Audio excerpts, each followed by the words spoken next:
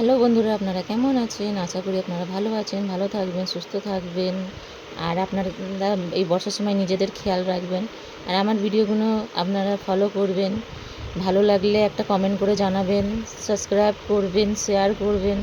এইটুকুই রিকোয়েস্ট আপনাদের কাছে বন্ধুরা। তো আজকে আমি বানাবো ডিম আলু কষা। তো ডিম আলু কষার জন্য আমি এখানে 6টা ডিম নিয়ে নিয়েছি। একে আমি সিদ্ধ করতে গ্যাসে চাপিয়ে দেবো। এটা লবণ দিয়ে সিদ্ধ করব শক্ত করে। আর এখানে নিয়েছি আমি ছোট ছোট 7-8টা আলু নিয়েছি, 2টো টমেটোর আর 2টো পেঁয়াজ আর টমেটোটাকে আমি গ্রেট করে নেব। তো চলুন এক এক করে আমি বানাই। বন্ধুরা, পেঁয়াজগুলো আমি এখানে এরকমভাবে গ্রেট করে নিচ্ছি। এবারে টমেটোরগুলো আমি এরকমভাবে আগে পেঁয়াজগুলো করে নিই, তারপর টমেটোরগুলো করবো। তো চলুন এক এক করে নিই। বন্ধুরা, এখানে কড়া গরম হয়ে গেছে। এখানে আমি একটা মশলা দিয়ে দেবো। এতে হচ্ছে 1 টুকরো দালচিনি, 2টো এলাচ, 2টো লবঙ্গ, একটু জিরা, একটু গোলমরিচ। এটাকে শুকনো কড়াই ভেজে নেব। তো বন্ধুরা, মশলাটা আমি ভাজা করে তুলে নিয়েছি। আমি এগুলোকে এবার সঙ্গে সঙ্গে গরম গরমই গুঁড়ো করে নেবো। আর এখানে দিয়ে দিচ্ছি কড়াই সর্ষের তেল গরম হয়েছে। এবার আমি আলুগুলো দিয়ে দেবো, লবণ, হলুদ,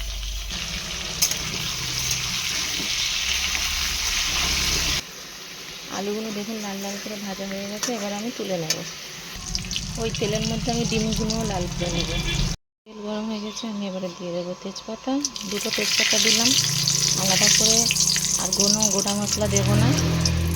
আদা রসুনের পেস্টের সাথেও আছে, যেটা আমি শুকনো খোলায় ভেজে গুঁড়ো করে রেখেছি, ওইটা দেবো। পেঁয়াজটা এখানে আমার বাদামি কালার করে ভাজা হয়ে গেছে। এবারে দিয়ে দেবো টমেটো।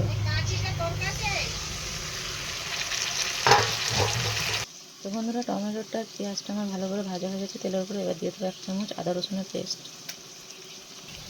আদা রসুনটা আমার তেলের উপরে কষা হয়ে গেছে। এবার দিয়ে দেবো 1 চামচ হলুদ গুঁড়ো, 1 চামচ লঙ্কার গুঁড়ো। লঙ্কার গুঁড়োটা 1 চামচ দিলাম, কাঁচা লঙ্কাও দেবো আমি এর সাথে। হলুদ গুঁড়ো লঙ্কার গুঁড়োটা দিয়ে আমি একটু কষে নিয়েছি। এবার একটু জল দিয়ে দেবো, জল দিয়ে ভালো করে কষবো।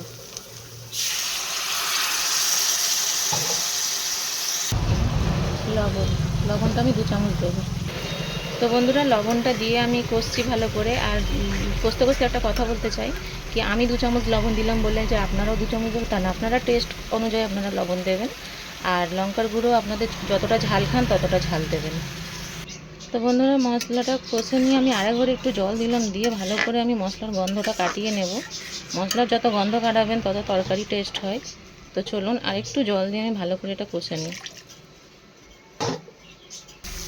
তো বন্ধুরা, দেখুন মশলাটা আমার এরকমভাবে একদম ভাজা ভাজা হয়ে গেছে। তেল দেখুন এরকম তেল ছেড়ে দিয়েছে।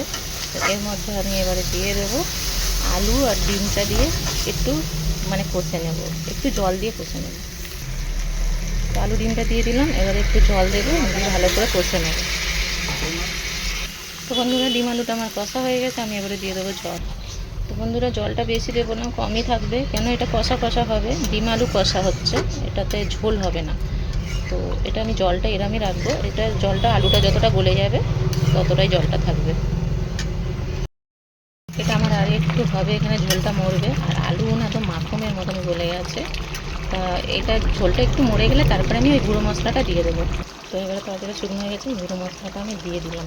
ওপর থেকে দিয়ে একটু নেড়ে ছেড়ে নেব। দেখুন বন্ধুরা, তরকারিটা আমার শুকনো শুকনো করে কষা হয়ে গেছে। এবারে আমি তুলে নেবো, এরা মাখা মাখা হবে। তো দেখুন বন্ধুরা, তরকারিটা আমি এরমভাবে বানিয়েছি। আপনাদের যদি ভালো লাগে তাহলে একটা ভিডিও লাইক করে দেবেন, শেয়ার করবেন ভিডিওটা। আরও নতুন নতুন ভিডিও আপনাদেরকে দেব। তো আপনাদের ভালো লাগলে তাহলে ভিডিওগুলো আমার অবশ্যই ফলো করবেন, একটা সাবস্ক্রাইব করে দেবেন। তো চলুন বন্ধুরা, আজকের মতো ভিডিওটা শেষ করলাম। আর কাঁচা লঙ্কাটা দেবো বলেছিলাম, কাঁচা লঙ্কাটা কেন স্কিপ করে দিলাম, এতে অলরেডি গুঁড়ো লঙ্কার খুব ঝাল ছিল, তো ঝাল হয়েছে, এর জন্য আমি কাঁচা লঙ্কাটা দিলাম না। আপনারা যদি বেশি ঝাল খান তাহলে আপনারা কাঁচা লঙ্কাটা দিতে পারেন। তো আজকের মতন আমি ভিডিওটা শেষ করলাম।